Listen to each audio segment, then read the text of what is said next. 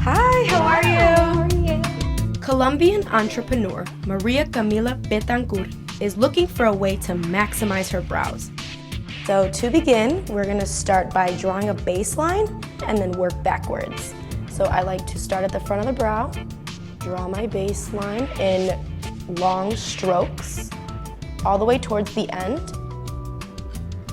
Now that we're at the tail, I'm going to work backwards. Same long strokes all the way to the front of the brow.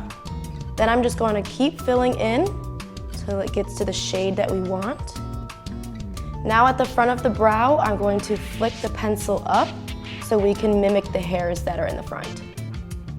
And you can't forget to use the end of the spoolie, swiping up so we can blend all of the color together into the brows.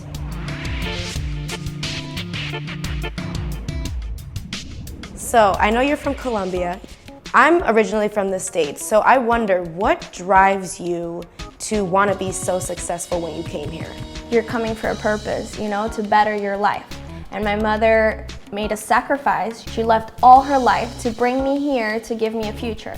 So it does make a difference because you have to come here and kind of fight for that future. So when I would come home, of course I'm learning English and I want to brag.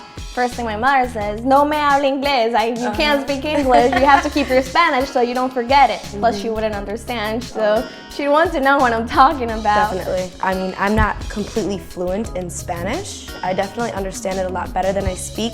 Do you think that makes me possibly less of a Latina then?